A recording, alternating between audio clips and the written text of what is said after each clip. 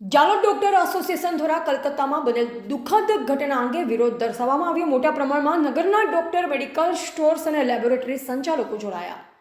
આજે તારીખ 17/8/2024ના રોજ જાલોદ ડોક્ટર્સ એસોસિએશન મેડિકલ તેમજ પેરામેડિકલ સભ્યો દ્વારા કલકત્તામાં ડોક્ટર યુવતી સાથે થયેલ દુઃખદ ઘટનાને વખોડી હતી તેમજ મહિલા તબીબ સાથે થયેલ દુરાચારના કારણે ડોક્ટર્સ પરિવાર સાથે જોડાયેલ તમામ લોકો સ્તબ્ધ છે। ત્યારે દેશમાં બીમારીને લગતી કોઈપણ ઇમરજન્સી હોય તો દરેક ડોક્ટર પોતાની પ્રાથમિક ફરજ સમજી દેશ સેવામાં સદાય તૈયાર હોય છે।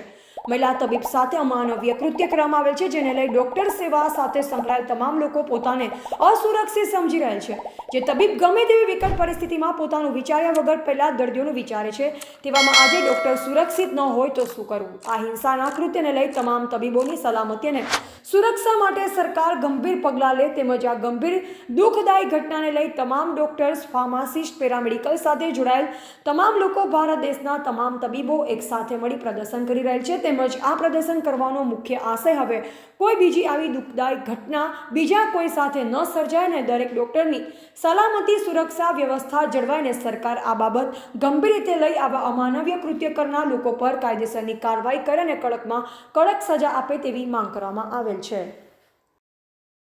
મુકામે આરજી કેર મેડિકલ કોલેજમાં જે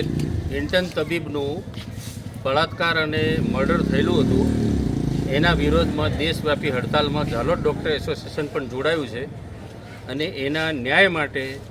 જાલોદ ડૉક્ટર એસોસિએશન તથા પેરામેડિકલ સ્ટાફ તથા લેબોરેટરી અને સરકારી દવાખાના નર્સો અને બધાએ